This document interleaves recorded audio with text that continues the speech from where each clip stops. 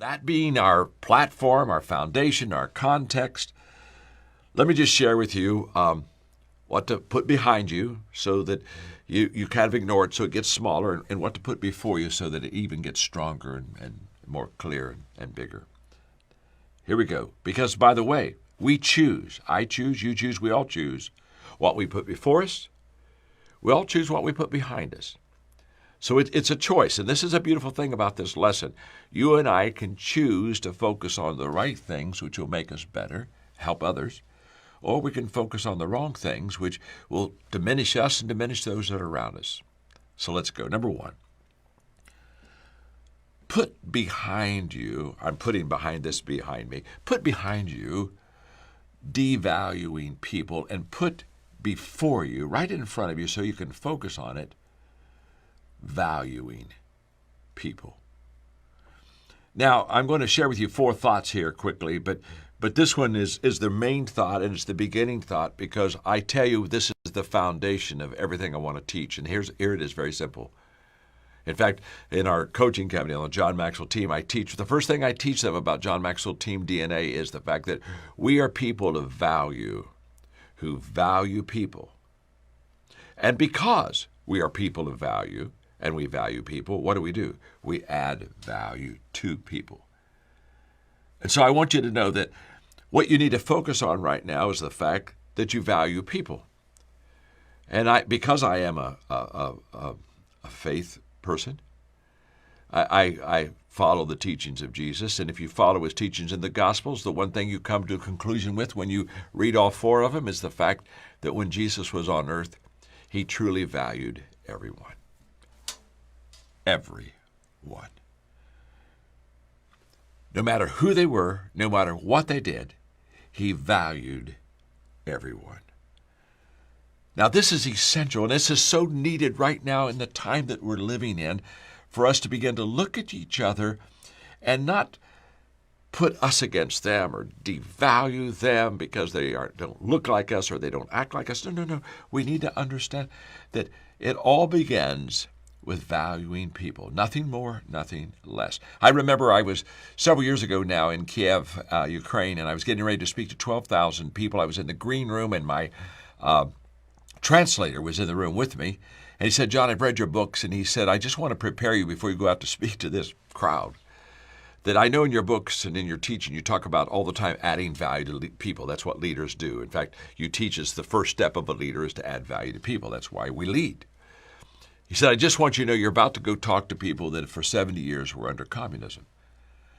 They haven't been valued. And when you walk out and talk about adding value to people as a leader, they're not going to at all connect with you because the leaders they know haven't added value to them at all." So he said, "I just want you to understand that as you get ready to speak to them." I had about 15 minutes. He left the green room, and I thought, "Oh my, I've got to think this thing through," and I did. And I wanted to make sure that I connected with the people. And I walked out, and I remember looking at them, and I asked them 2 questions in the beginning. I said, number one is, how many of you are suspicious of leaders? And of the 12,000 people there, I think 11,998 raised their hands. I said, how many of you have ever been hurt by leaders? And again, they all raised their hands. And basically, they were sharing with me visually what my translator was sharing with me in the green room, is they had never known leaders to add value to them. And so that day I said, well, let me talk to you about the first step of leadership. And the first step is very simple. You value people. In fact, you shouldn't lead people if you don't value them. Because what happens is, instead of helping them, you'll manipulate advantage of them. You'll use them for your personal advantage. And instead of helping them and serving them, you'll want them to serve you. And that's just a bad leadership picture. You don't ever want to go there. The first step of leadership, good leadership, is that we value people. But it's also the first step of just behavior in society, that we value people. When I look at the situation we're in right now, I can promise you it's because we don't value one another. We truly don't look at ourselves as our brother's keeper. And so therefore we lack respect, and we lack honor. We lack appreciation for others. We just live our life the way we want to live our life. And we basically really don't about other people. In fact, every day I do a very simple practice. I'm just going to give it to you. I mean, this could be literally an hour teaching in itself, but every day I intentionally add value to people, and every day I do 5 things. Every day, first of all, I start off my day by saying to myself and to others, I value you. That's my foundation. Because again, if I don't value you, I won't add value to you. That's a fact. So every day I begin my day by saying, I value people. Everyone. Everyone. So, because I value people, that's the first thing. The second thing is I look for ways to add value to people. And I think of ways to add value to people. And I do things that add value to people. And then I encourage others to add value to people, just like I'm doing to you right now, as encouraging you in the place that we are right now in our country to begin to again understand these people are God's creation. They deserve respect. They deserve value. And so that's the first thing I want to share with you, that we need to come together and begin to value. The second thing I want us to focus on is I want you to put behind you, in other words, get this behind you, selfish values. Values that maybe help you but don't help others. And instead of selfish values, what's in it for me and what am I going to gain? And if it's not in it for me, then I don't care about the rest of you. And put behind you those selfish values and put before you just good, solid values. And this is essential. I can think back in the early 1990s when in corporate America there began to be a real problem with ethics. You remember the Enron crisis? I was at that time writing for Time Warner, and I can still remember the leader of Time Warner, the CEO, called me up to New York, and we had a long dinner, and he said, John, somebody needs to write a book on business ethics, and he's, because of all the corporations that are just not treating people right. And he said, I want you to write the book. And I smiled at him. I said, well, I don't think I can. He said, well, why not? I said, well, because, Larry, there's no such thing as business ethics. He said, well, what do you mean? Look at how the businesses are not doing right for the people and how they're misleading them and how they're dishonest. And he starts going through this litany of all the ethical issues in business. And I said, Larry, stop. There's no such thing as business ethics. There's just ethics. And if you have them, it works in business. But it also works in community. It works in family. It works everywhere. And if you don't have them, they don't work anywhere.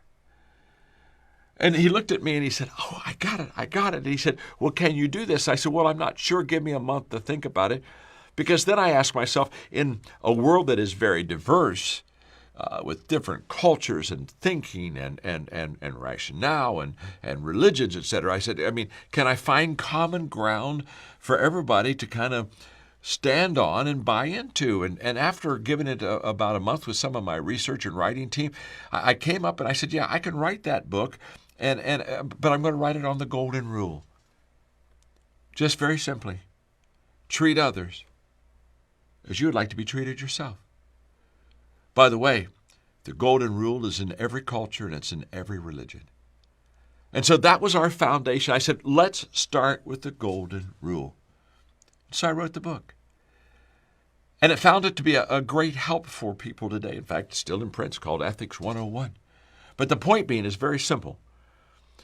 I wrote that book, and after writing it and seeing how it helped people just understand, if you just do the golden rule, if we just live by that, then things get better and our values get better, and we begin to value each other because we treat others as we would like to be treated. I began to be just consumed with the idea that if you could teach values to people, and if people could learn good values and live good values, they would become more valuable to themselves, but they would become more valuable to the people around them. And it's out of that, because I live in a leadership world, that we not only trained 5 million leaders in every country of the world, but it's out of that we began to go into countries, invited by the presidents, prime ministers of the countries, to have what we call transformation tables where you sit around and you discuss good values, and you learn them from each other, and you flesh them out with each other, and you encourage one another, and what really, really works. The moment I put good values in front of myself and I say, I'm going to learn them, I'm going to live them, all of a sudden what I focus on expands. I become a person of value in a greater degree, and I begin to add value to so many more people. And that's absolutely huge. In fact, John Varican just texted me this morning, and in Latin America, where we've been working with 3 different countries, he said, John, we have over now 2 million people sitting in small groups, round tables, and he said, that have been learning and living out good values. Well, to be honest with you, I think in America, I think we have lost our way. And I think that we've gotten away from some great values, such as the Golden Rule, which allowed us as a people and as a country to be great. I was just reading recently, I've just always admired so much Dr. Martin Luther King. And he was such a terrific leader, and just talk about transformation. It was amazing the good that he did. Okay, and I'm just reading one quote that I put in my notes this morning, and it's from Dr. Martin Luther King, and he said, injustice anywhere is a threat to justice everywhere. He said, we are caught in an inescapable network of mutuality. He said, we are tied to a single garment of destiny. Whatever affects one directly affects all indirectly. And I've thought about him so much, about his incredible values of nonviolence, strong, courageous, peaceful the peaceful process, and just how he stood for right, not only in principle, but in spirit and in attitude. It's a value. And it was a value that was very effective for him, for all of us in America. And I just want to say for all of us that let's just put before ourselves the good values, and put behind us selfish thinking, or does it just benefit me, or I'm only into it or for it if it does. Okay, the third thing I want us to focus on, because what we focus on expands, the third thing I want to share with you today is let's put behind us, put behind you, let me put behind myself, pointing. Pointing at someone else is the problem. Pointing to the other side. Let's put behind us pointing, finding someone else to blame, and instead let's put before us listening. Now, I almost putting before us the word caring, because I love that word, but I wanted to be a little bit more specific, because I think when you care for a person, one of the things you do is you value that person enough to listen, to seek out their perspective, to seek out their opinion. I remember in 1997 when I moved to Atlanta, and there was such a vibrant, beautiful African-American community there. And I so desperately wanted to know them and meet them and hear their experiences. And for 3 years, every 4 months, just 3 times a year, I would have a dinner with different groups from that community. And I would sit there, and it was my treat to have dinner for them. But what I really want to do is just ask them questions and tell me about your journey. It's so helpful. I learned so much. It was at that table of caring, of listening, of respecting, of valuing other people, that they just taught me, and I learned, and I sat at their feet, and I thanked them, and I became a better leader because of them. I had a much better perspective about them. And one of the things I've discovered is this is just a huge discovery, and I think it'll help you. One of my great discoveries is the fact that when you sit down and listen to people and respect people and value people and want to hear their opinion, the closer I get to know people, the more I like those people. And when we build walls of division and partisanship, and it's us against them, and that whole process, that just isn't going to bring us to where we want to go. So let's put behind us the pointing, and it's you and me and your side and my side. Let's put that, and let's put right in front of us. Let's put right in front of us, caring enough to listen to people. I just met a new friend, Tina Singleton, who's been in the Peace Corps for many years and has traveled worldwide, and she's just a beautiful person. And she has a nonprofit organization called Transformation Table. And I called her because I love that word. We're into transformation ourselves and helping people with values, and I wanted to get acquainted with her. And she talked about the fact that as she looked at all the division and partisanship, that she kept asking herself, what can I do? What can I do to make difference? And because of her vast experience, she's traveled around the world, and she has constantly been in cultures that were divisive. She's constantly been in the middle of two different sides and the pointing and all that stuff. And she said, John, I finally realized that if you could just get people even from two different sides to sit down at a table and cook a good meal, and she put a good emphasis on some good food and at the same table at the same time. Amazing, all things, all the differences that began to fade away as we began to find common ground. I love that conversation with her. In fact, because it's her nonprofit that has the Transformation Table, I just asked her if we could just use it too. We'd always give her the credit for it, obviously, but if we could use it too, because that's what we call our round tables when we teach values, transformation tables. And she was so kind and wonderful, and she agreed, and she's just a truly beautiful person. Now, the point that I'm trying to make and share with you today is this. Instead of letting our differences separate us, can we not sit down and say that we have more in common than we have different? Because we do. You see, when I look at where we are in America right now, to be honest with you, I get kind of discouraged. I think, wow, this is kind of a bad area, bad time for us. This is not a good time. And then I got to reflecting this morning about, is this the worst that it's ever been in America? And I honestly think that when I was growing up as a teenager, if you go back to the 1960s, those were dark times in our country. Just if you'll think about Kennedy and Malcolm X, they were both assassinated. Hatred, assassination, killings. They were both assassinated about 2 years apart. And then you just move up a few more years in the 60s, and you go to Robert Kennedy, and you go to Martin Luther King, and they were assassinated just 2 months apart. I remember where I was when each one of those people were assassinated, and I remember how sad I was, and I was sad for America. I was just sad for the condition we were in. And as I look back at the 1960s, riots in cities, the Vietnam War, protesting. I look back then and I say, wow, it wasn't good back then either. But there was a difference. And I don't want you to miss this difference.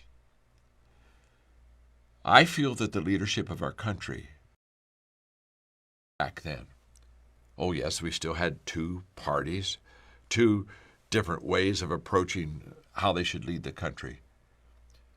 But there seems to be a willingness to cross the aisle, to come together. You see, democracy doesn't work really great divided. It works great when there is a common good. And I felt back then that the people, the leaders of our country, put the people before the party.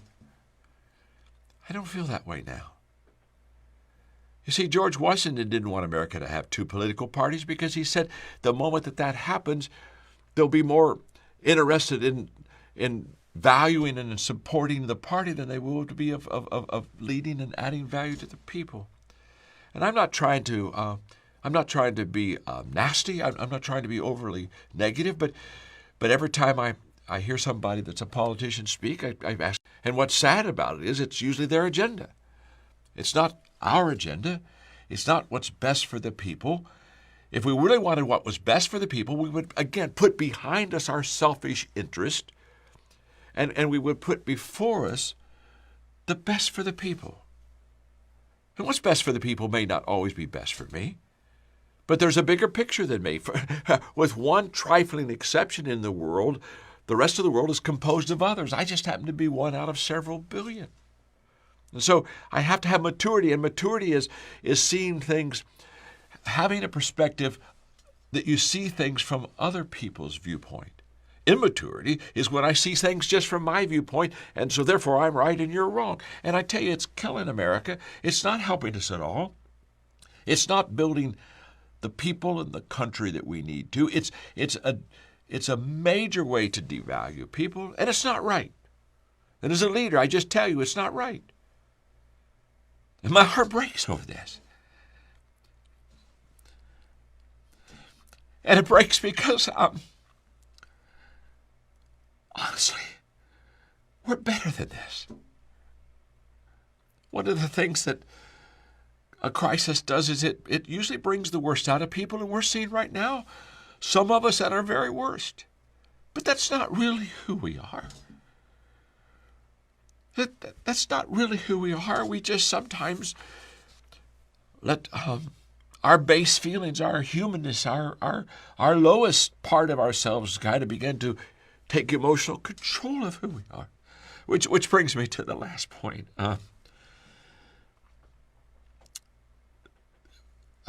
Number 4, I would like for us to put behind us our reactions and put before us our reflections. I would like us to minimize reaction, and I would like us to maximize and focus on reflection, because during a crisis, there are 3 zones, and one of the zones is the fear zone. And a fear zone, when we become fearful, and by the way, I want to time out for a moment. I understand why many of you are fearful. I haven't walked in your shoes, so I don't ever pretend to know what you go through. But because I value you, because I unconditionally love you, and because I believe that you have within you a bigger self and a best self, I just want you to know that I honestly can't say I know what you know, because I don't, and I feel what you feel because I don't. But what I know is that that the emotions that we all have, the emotions that I have when I'm under stress, they don't bring out the best of John Maxwell. I say things I shouldn't say. I do things I shouldn't do.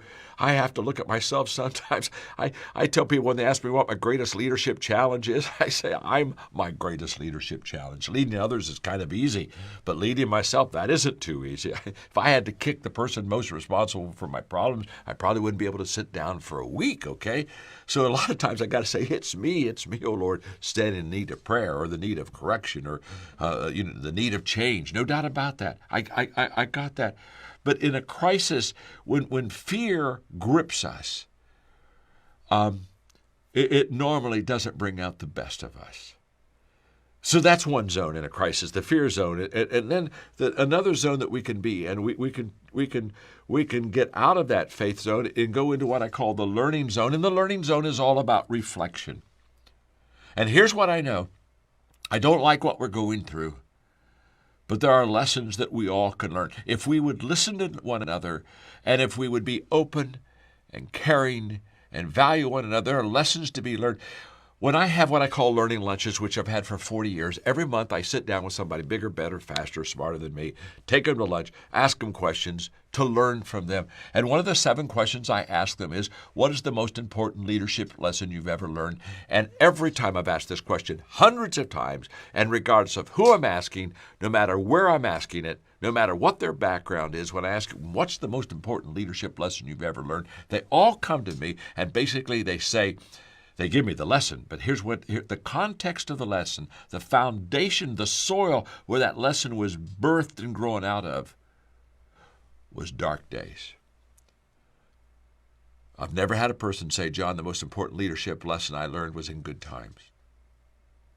It was always in dark, bad times. And the reason I want us to put before us reflection right now is if we will reflect, there is there's a lesson for all of us. There are several lessons for me that I'm learning. We'll get better because of this if we reflect instead of react. And then there's the third zone, which is the improvement zone. And that's where we not only learn, but from our learning we get better. And that should be our response.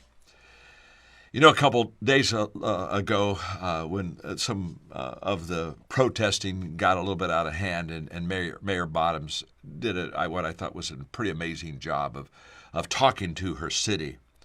I loved how she talked about her love for the city. I thought it was a very strong, good leadership talk. And she made a statement, and she said to the people of Atlanta, she was talking about not the protesting, not the peaceful protesting. She was talking about the rioting, those things. She said, what I see happening on the streets of Atlanta is not Atlanta. And I thought, oh, there's a wise leader. She knows that the reaction is causing the worst out of some people, but she knows that's not really who you are. She knows that we are all better than our worst reactions. I don't know about you, but I've had some things in my life that I've said and done that I'd like to go back and do over again because it wasn't the best of John Maxwell. I know that's what I did, but that wasn't really who I was. I feel that same way about you. I feel that same way about America. I know we're not in our best moment right now, but that's not really who we are. And so as I just kind of close out my little talk with you today, I hope it's been helpful. Again, remember, I give it to you out of the fact that I believe in you, value you, and unconditionally love you. And if I've misspoken anywhere, I'm sorry, but I am human, and I misspeak sometimes. But I want you to go beyond just what I've said to you, and I want you to go right to my heart. Because, as I said earlier, we are all better than this. But we will only be better than what we are now if we put before us the four things I gave you. If we put before us, and I repeat them quickly now, if we put before us the fact that we value people, if we put before us that we learn and live out good values, if we focus on and put before us that we're going to care and listen, and if we decide to put before us the fact that we're going to learn and reflect from what we're going through. You see, because I believe in you, I think those four things are going to become a part of your daily activity for these next few weeks. And because I value you, I know this: good values will bring the best out of you. So I've shared this from my heart to you. I hope it helps. The main thing I want you to know is just very simply, this is how much God loved the world. He gave his son, his one and only son, and this is why, so that no one need be destroyed by believing in him. Anyone can have a whole and lasting life. God didn't go to all the trouble of sending his son merely to point an accusing finger, telling the world how bad it was. He came to help, to put the world right again. I'm sorry, it wasn't on the screen, was it? Okay, what a way to start, okay? But you got you heard the passage. And the thesis today of the lesson is that valuing people is essential to helping them find God. In fact, if you don't value people, it is impossible to help them find God. Do not miss what I'm about to teach. You see, we have a choice in this culture that we live in today. We have a choice to either curse the darkness, and that's what most people do, or we have a choice to turn on the light. And we got to ask ourselves, where am I going to be in my life? Am I going to talk about how difficult this time is, and am I going to be divisive in my life, or am I going to be salt and light? And we have two challenges. And the challenge, in our culture today, we have two challenges. I see it so clearly. The first challenge is that we've lost our way in the area of values. We have probably now at least one, if not two generations that hasn't grown up in learning and living out good values in their own life. And then we have another challenge, and that is because we have lost our way with values, we cease to value people. I mean, we cease to value God's created race. I was in a conversation with a good friend of mine, Kevin Myers, recently, and he said, John, you're known for valuing people. And he said, how did you come to that place? How did you come to the place where you value people? When I talk about valuing people, I'm talking about valuing everyone. Okay? See, we have no problem with me teaching that it's important for us to value people as long as it's the people we value.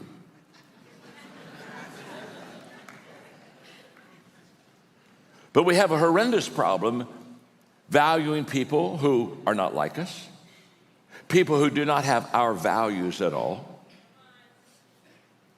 It's kind of like, you know what, John, this is a good message if you talk about valuing people I like, but if you're going to talk about valuing people I don't like,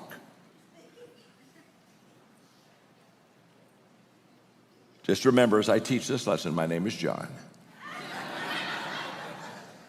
and I'm your friend. So here's my journey. It's a little bit more about me. I'm going to get to Jesus as soon as I possibly can, trust me. And by the way, when I give you my journey, I'm uncomfortable with because it's about me a little bit, but I'm also uncomfortable because it makes me look a little better than I really am. So as I talk about it, just say, he's not that good. And that'll make me feel better, and that'll make you feel better, and because I'm not that good, okay? But my journey in valuing people, it's a legitimate journey, and it begins, first of all, with my father's example.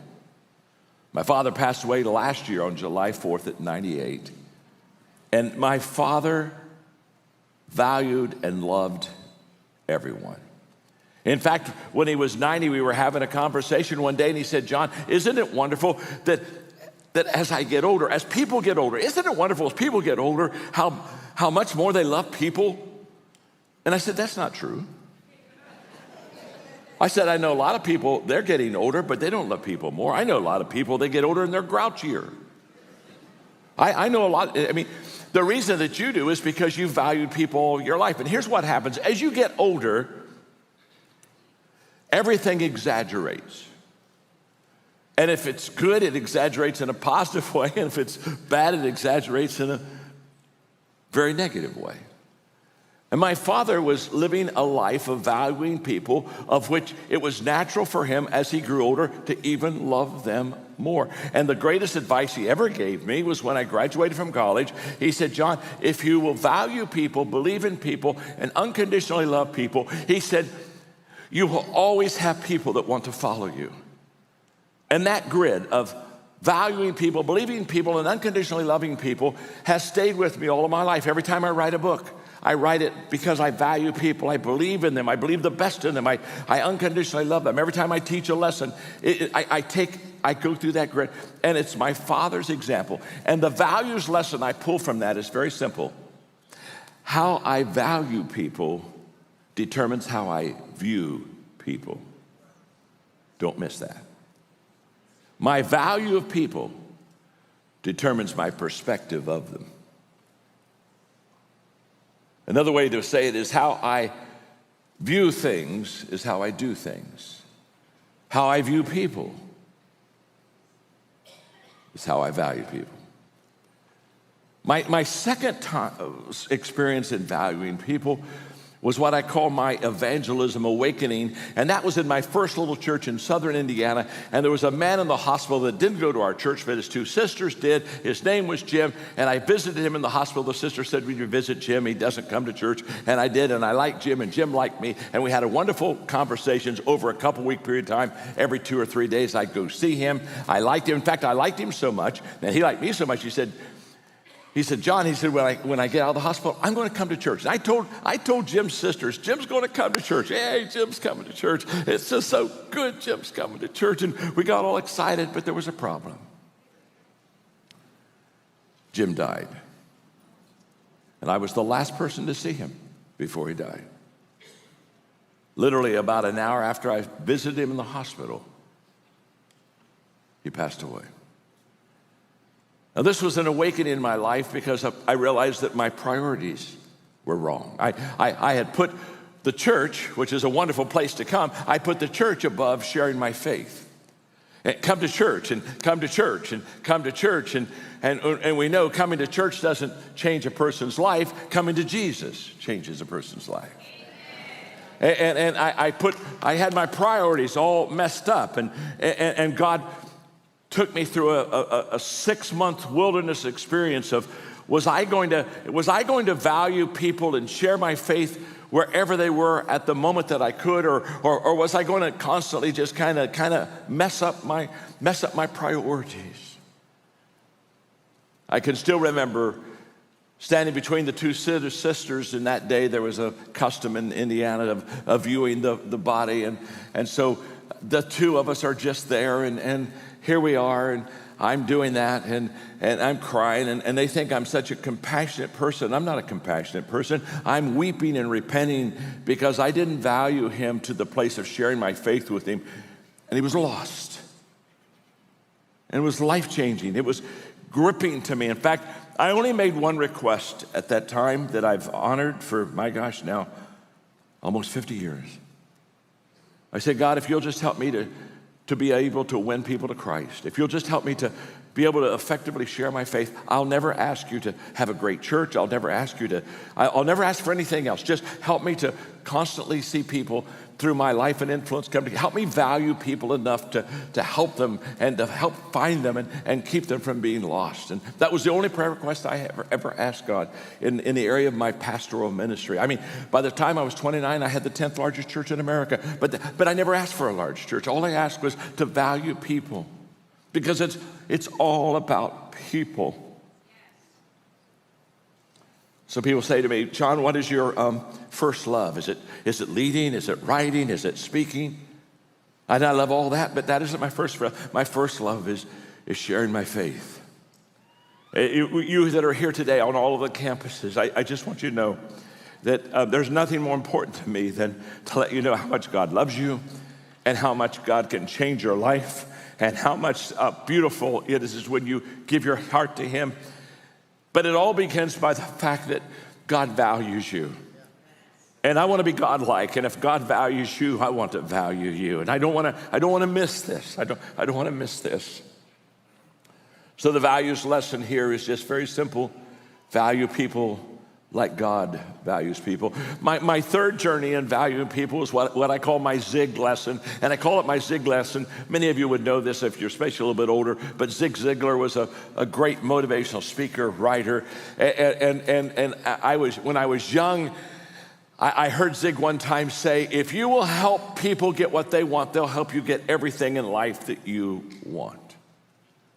And I remember it was a paradigm shift for me, because as a young leader, I was trying to get everybody on my team, and here's my vision, and join me. And all of a sudden, Zig says, you know what, if you'll just turn that around, and if you'll just go value people and help them be successful, they'll help you be successful. And it was an incredible change. It was the moment that servanthood and serving people and placing people first became a huge priority in my life. And I went from people adding value to me to me adding value to them. It was a total change. And through my life, I've had many what I call servanthood surprises. But maybe the greatest servanthood surprise I've ever had was this. I knew it was right to serve people, but when I started serving people is when I started valuing people.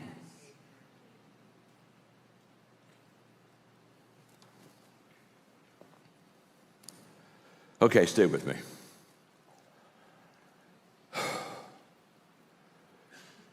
If I see you as hurting, I'll help you. If I see you as broken, I'll fix you.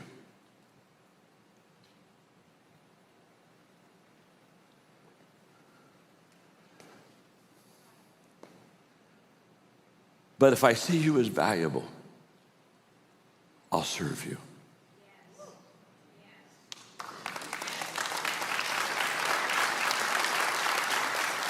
You see, in the first two paradigms, I see you as hurting, I help you. I see you as broken, I fix you.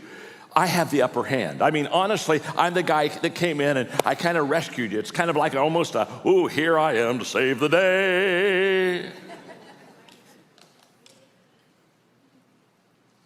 But I have the upper hand.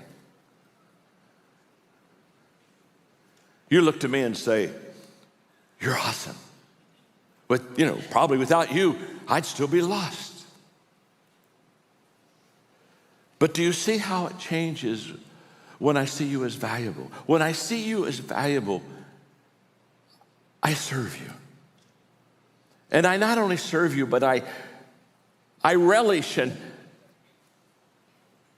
just enjoy the fact that I get to serve you. And why is it? Because I see you as valuable. And so the Zig lesson basically taught me, just always put people first, always. It's not like a question, just put them first. And then another lesson that I had was what I call I'll have to explain this one, my hot stove lesson. Mark Twain said, if a cat sits on a hot stove, that cat won't sit on a hot stove again. And then he said, that cat don't like cold stoves either. That cat just stays away from stoves. Why? A bad experience. And in my younger years as a pastor, I had a young man that had such potential, and I loved him, and I equipped him, and I trained him, and I poured my life into him. And I was naive. Of course I was naive. I was young. And I would look at him, and I'd say, you and I will do life and ministry together, all of our life. And I was just giving everything I got, only to find out that I got betrayed, literally had to fire him, lost a relationship. And I said to myself, I don't like this. And I honestly, I said, I think what I'll do is that instead of embracing people and giving them the benefit of the doubt, I think I'll hold people at a distance. And I think what I'll do is I'll hire staff, but I'll say, that's your job, this is my job. We'll meet at the Christmas party.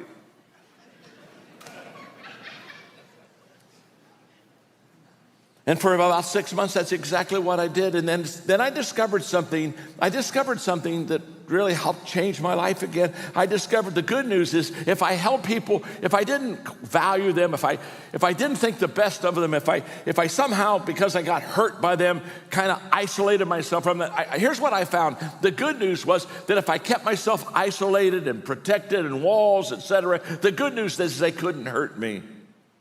But the bad news is they couldn't help me. So I made a conscious decision. Let them in. Let them in. Take the walls down. Value them right where they are. And the values lesson I learned in that period of my life was don't allow a bad experience to become a lifetime experience. How often I see people who, they've had a bad experience. We all have. We all have our stories. But instead of letting it be a bad experience and moving on, it becomes a lifetime experience.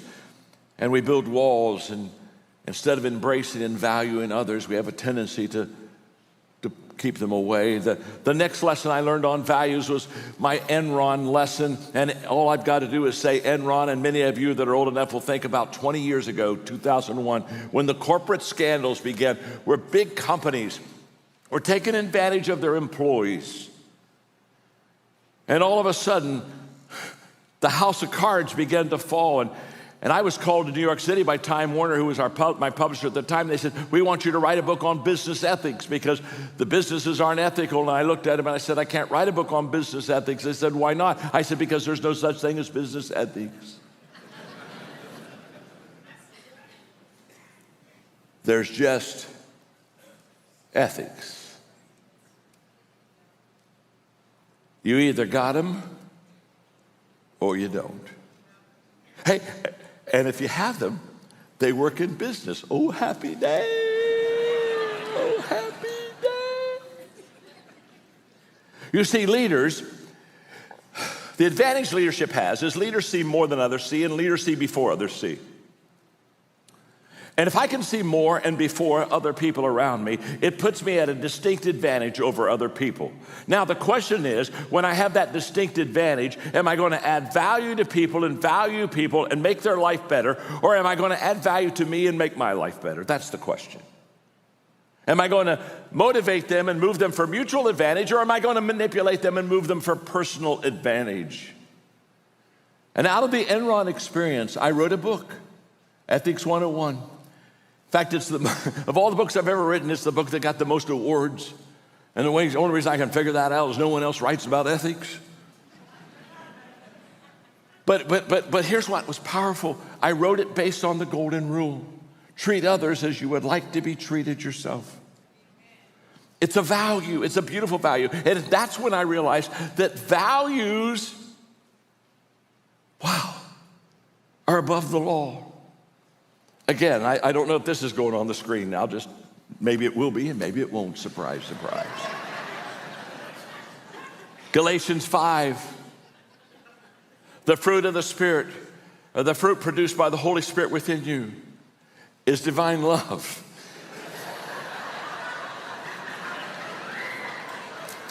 It ain't gonna happen.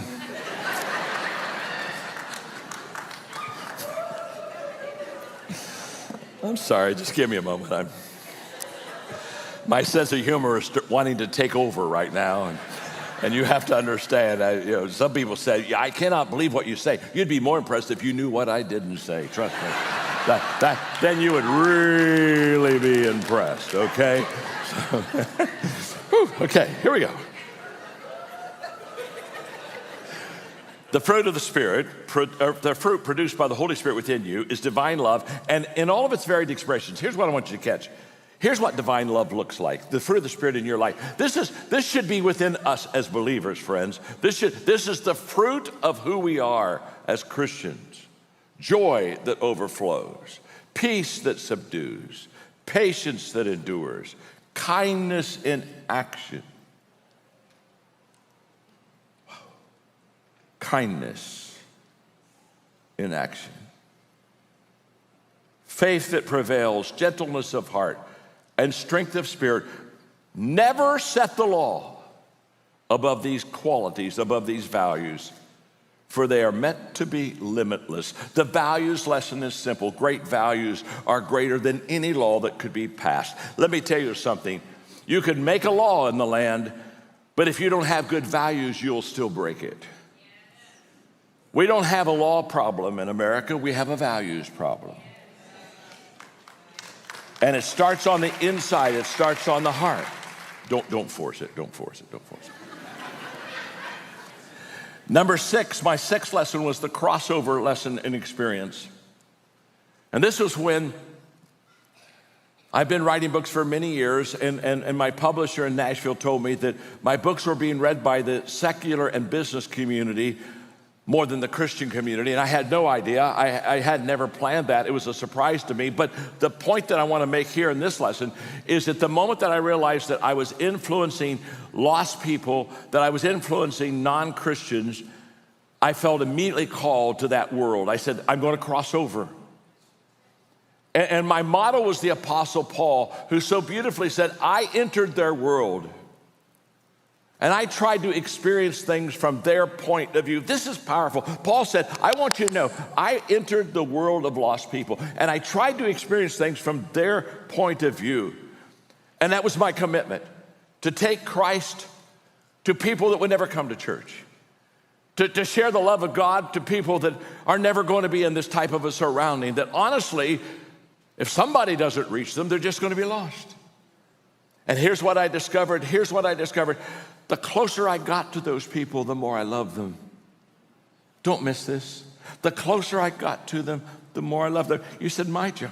That seems a little surprising. It shouldn't be. When Mark tells about Jesus going from the cities and the villages, what did it say? As he went from village to village, as he saw them, sheep without a shepherd, he had compassion on them. When did Jesus be moved with compassion? When he went and hung around with lost people. You see, you don't get compassion for lost people in church. You don't get compassion for lost people in a prayer meeting. You get compassion for lost people when you go out and live with lost people. And it doesn't happen. We don't kind of mystically pray this stuff in. But the moment you see them and you see their hurting and you see their brokenness and you see their lostness, all of a sudden you just begin to fall in love with them. I had a wonderful experience right before COVID. A year ago in February, I took some leaders, some business executives to Israel with me.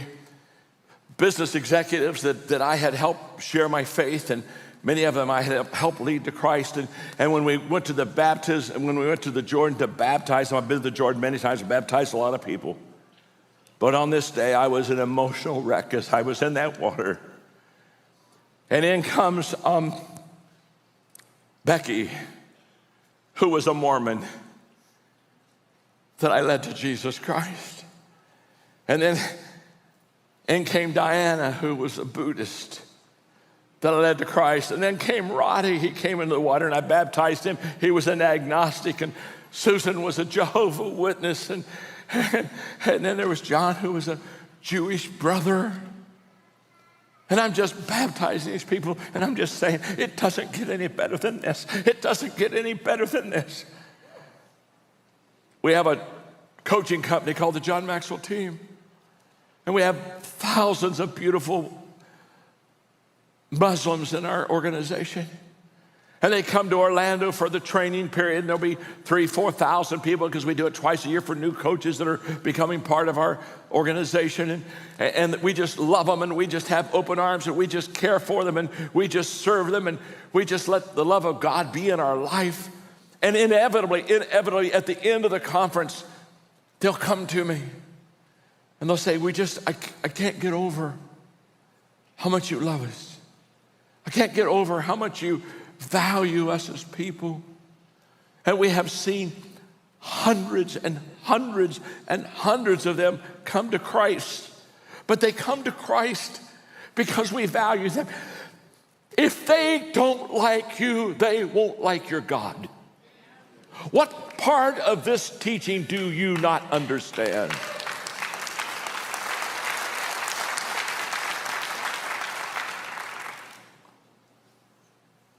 And if you're kind of on that deal, I'm trying to set the world straight, as if you're perfect, I go back to John 3:16 in the middle. God didn't go to all the trouble of sending his son merely to point an accusing figure, telling the world how bad it is. He came to help get the world right again. And by the way, if you want to straighten other people out, good luck about yourself. You ain't so hot either.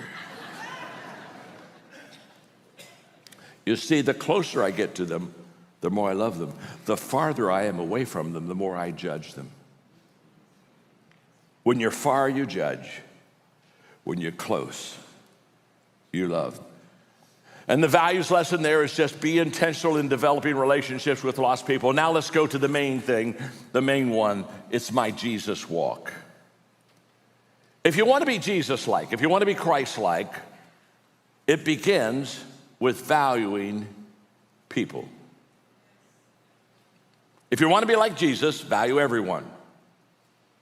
I mean, when Jesus saw Zacchaeus, he said, Zacchaeus, let's go to lunch today. Everybody in the town of Jericho was absolutely appalled because Zacchaeus was a crooked man. Zacchaeus took advantage of people. Zacchaeus stole money from people. And they're looking at Jesus and saying, why would Jesus have lunch with a crook?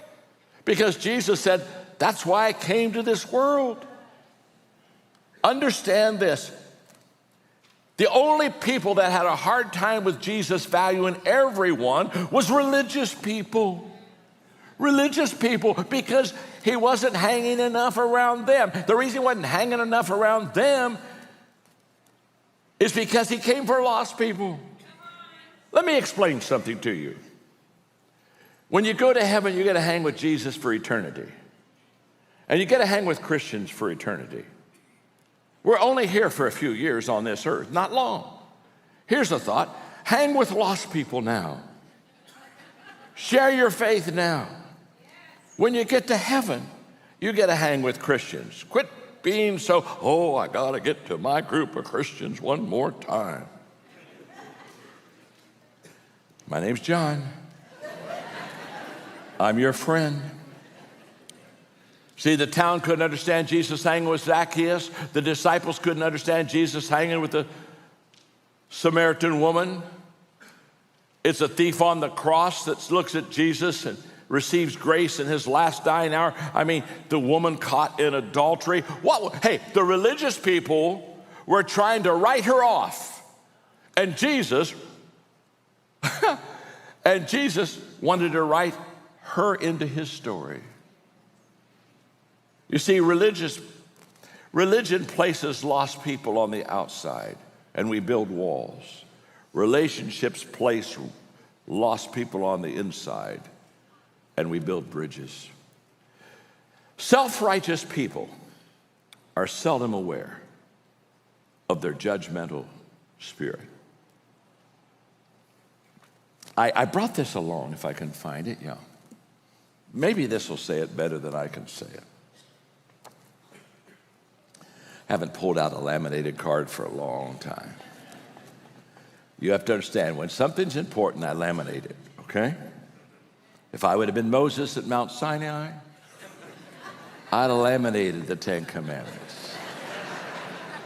And I'd have found and stuck them in every Jewish pocket that I could find. I just picked it.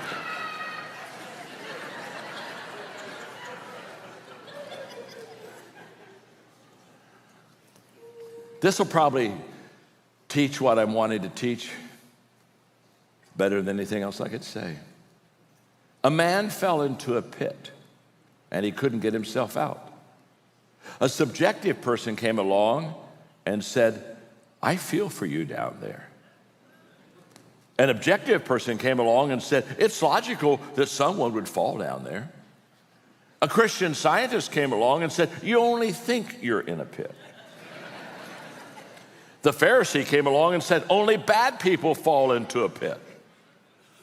The news reporter came along and wanted an extensive story on the pit. A fundamentalist said, you deserve your pit. A Calvinist said, if you were saved, you had never fallen in the pit.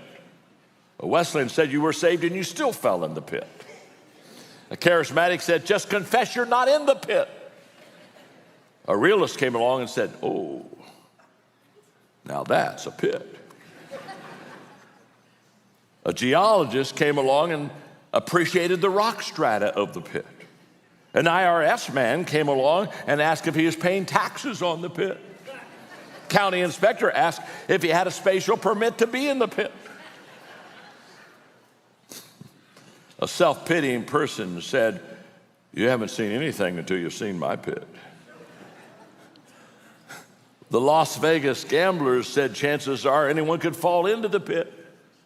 Optimists said things could be worse, and a pessimist said things will get worse. And Jesus, seeing the man in the pit, reached down his hand and he took him out.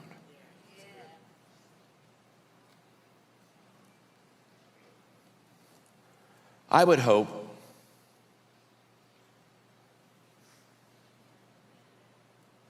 hope that God is talking to your heart. And I would hope two things are happening in this lesson today. One is I would hope that we who are Christ followers would begin to see the big picture, that we value everyone, every person, God's creation. We value everyone.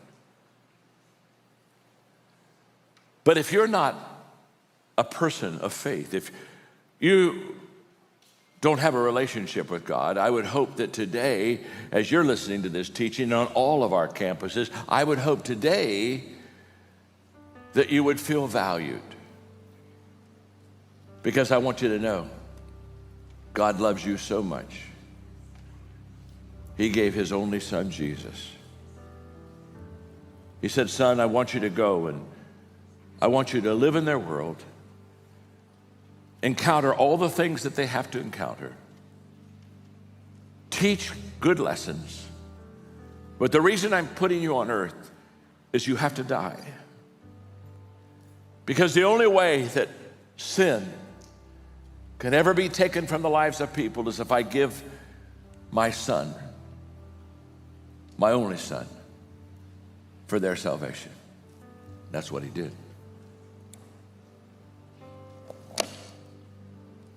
That's what he did. You may say, well, John, you have no idea who I am. You have no idea what I've done. You don't have any idea the mess my life has become. I have no idea. You're exactly right. But I do have an idea of what God can do for you. And I do have an idea of what Jesus wants to do in you. He wants to forgive you of every sin. He wants to claim you as his own. He wants to give you life more abundantly than you've ever experienced. And he wants to give you the hope of heaven. And I want you on all of the campuses, including here, to bow your heads now with me. Would you please? You're such a tremendous audience. You have been so receptive to this message that I've shared. I wonder how many of you on all the campuses, including this one right now, I wonder how many of you would raise your hand and say, hey, John, I feel that God loves me and God values me. And I think I could trust my life with somebody that cares for me as much as he. And I would like to know God in a personal way. I would love to know that every sin is forgiven. And I would love to know that I have a relationship with Jesus. Every day, there are 5 things that I do. And the 5 things that I'm going to share with you right now, truly, tangibly, definitely add value to others. Let me give them to you. Every day, I value people. What that means is that I look at every person and I place great value in that person. And people will say to me sometimes, well, John, you speak to the masses and you tell everybody you value them, but you don't really know those people. How can you value someone you don't know? And I said, well, that's true. I don't know the person, but I know the creator of that person. God created you in his image, after his likeness. Let me tell you something. The fact that God created you tells you how much he values you. And if God would value you enough to create you and give you a purpose in life, then by all means, I'm going to value you because of who he is and what he's done for you. Now, valuing people is very important, and here's why. If I value you as a person, then I'll look for ways to add value to you. The opposite's also true. If I don't value you as a person, I won't look for ways to add value to you. You see, how I value you is how I view you. And so, I tell leaders all the time, if you ever stop loving your people, stop leading your people. Why? Because when we don't value the people that we lead, we manipulate them. That's always wrong. Manipulating people is to move people for personal advantage. That's never right. And so valuing people is core. It's center to every person adding value to others. I add value to you because I value you. It's just that simple. So every day, I value you. In fact, that's why I'm here with Pastor Jose today. That's why I'm talking with you at Life Project, because I value you. Number 2, Every day. Remember, I do these things every day. 1, every day I value people. 2, every day I think of ways of adding value to you. In other words, before I'm with you, I know that I'm going to be meeting you. I look on my schedule every day and I say, okay, well, I'm going to be with Life Project today. And so how can I add value to you? I think about adding value to you before I'm with you. This is very important. It sets me up to do the best to serve and add value to you. I can think of my grandchildren. When a few years ago I was writing a book called Intentional Living, and I was teaching them how to live intentionally, because that's so huge. The most overrated words in the English language are good intentions. Good intentions have never done anything. Nobody's life has ever been changed through good intentions. Their life is changed through good actions. And intentional living is the bridge that takes us from intentions to action. And so I was having dinner with my grandchildren, and I was talking to them about how are you going to add value? How are you intentionally going to do this the next day when you go to school? And my youngest grandchild, James, who was 9 at the time, said, Papa, tomorrow when I go to school, I'm going to open doors for people all day long. I'm going to be a door opener. And he said, I'm not only going to open up doors, he said, Papa, I tell you what else I'm going to do. I want to smile, and I'm going to say, have a good day. So the next evening he called me on the phone. He said, Papa, I had a great day. I said, tell me about it, James. He said, I opened doors for 47 people today. 47 people. He opened doors for them. And he said, I not only opened doors for them, I smiled and I said, have a good day. Have a good day. Now, he's 9 years old. He's already understanding how to add value to people. But why did he open that many doors? Why did he smile and say, have a good day? Because he thought ahead of how he was going to add value to people. That is essential. That is key. Don't miss this. This is so important. Every day I value people. Every day I think of ways to add value to people. Thirdly, every day I look for ways to add value to people. Yes, I look for ways. Look for ways to add value to you. Now, this is important. We see things not as they are. We see things as we are. So if I'm a person that looks for ways to add value to people, guess what I'll see? Ways to add value to people. Just as if I'm a person that has no desire to add value to you at all, I won't see ways to add value to you. You see, I see what I'm prepared to see. I see what I am. That's why two people can be with you all day, and one person adds value to you. They're a plus in your life, and the other one's a minus. One is looking for ways to add value to people. And by the way, in the area of values and relationships, let me just say this because it's very essential. Every one of us, we're either a plus in people's lives or we're a minus. We're either adding value to people, or to be honest with you, we're kind of probably taking value away from people. So every day, I value people. Think of ways to add value to people. I look for ways to add value to people.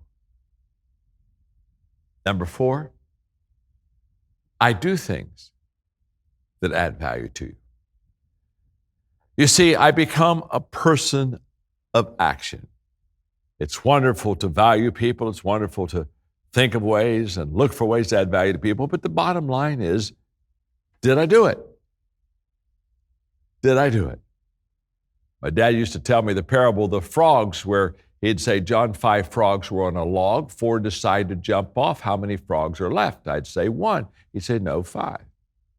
Well, that made no sense at all. I'd say, Dad, you said there were 5 frogs on a log, but 4 decided to jump off. Well, if 4 decided to jump off, there's only 1 left. He said, no, just because you decide to jump doesn't mean that you did.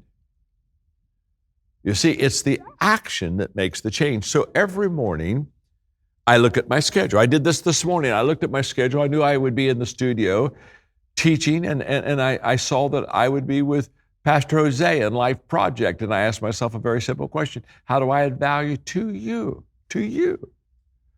So in the morning, I look about where I'm going to see and who I'm going to see and when I'm going to see them, and I say, how can I specifically add value to those people? Every evening, I review my day, and I ask, who did I add value to today? And how did I add value to them? I think this is essential. Every day, I value people, think of ways to add value to people, look for ways to add value to people, do things that add value to people. And number 5, every day, I encourage others to add value to people. That's why we're together right now. I have the opportunity to talk to you about values and legacy. But the success of this talk is not what I'm sharing with you. The success of the talk is what you do with what I'm sharing.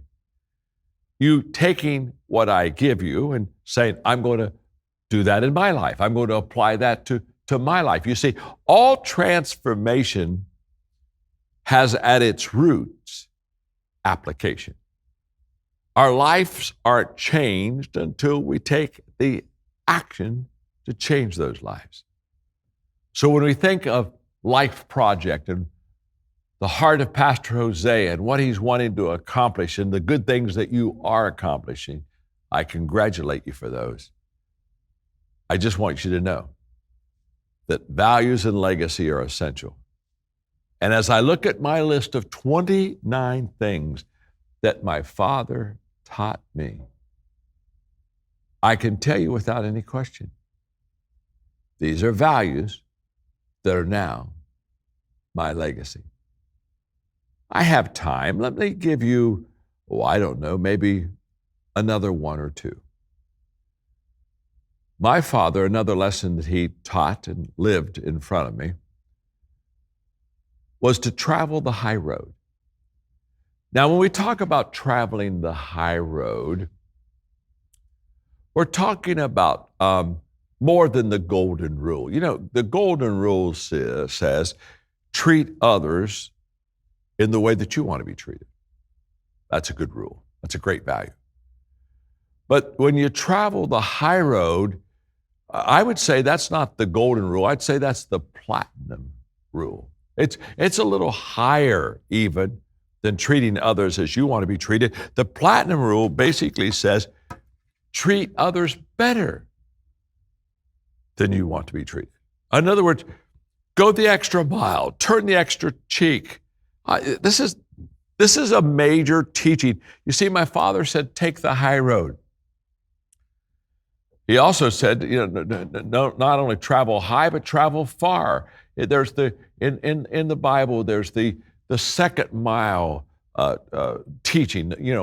If somebody asked you to go in Bible times to walk a mile with them, you were obligated as a fellow citizen to do that. But after the mile was over, you weren't obligated to go the second mile. And Jesus said, go the second mile. In other words, do something that's beyond the law or obligation. Give a little extra effort, a little extra care, a little extra time.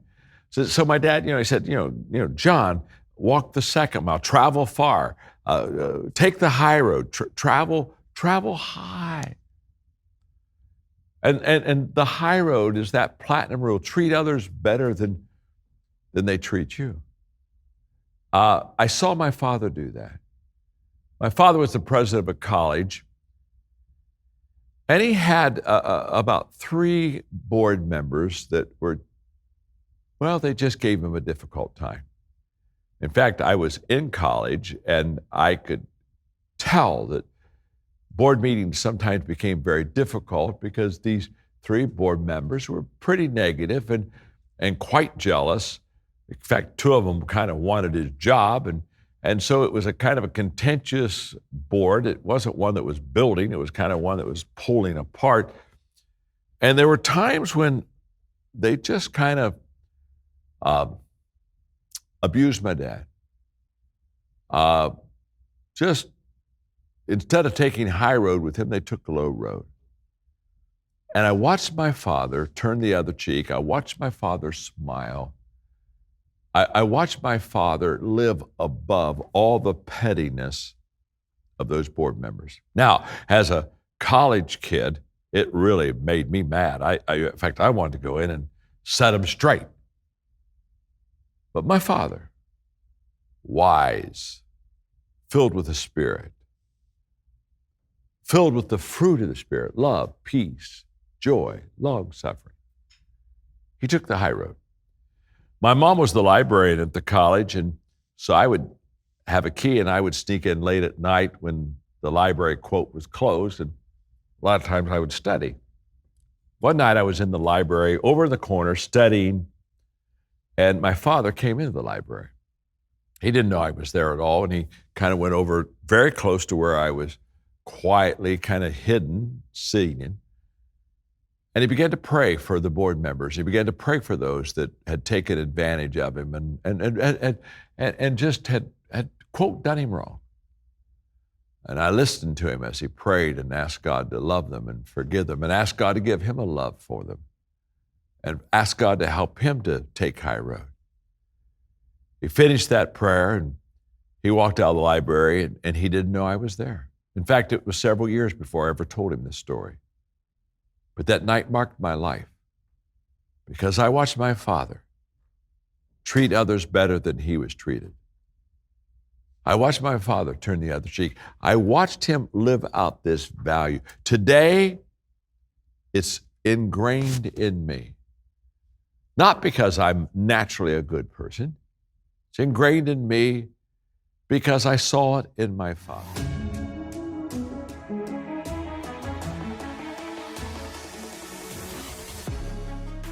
Welcome to the Maxwell Leadership Executive Podcast, where our goal is to help you increase your reputation as a leader, increase your ability to influence others, and increase your ability to fully engage your team to deliver remarkable results.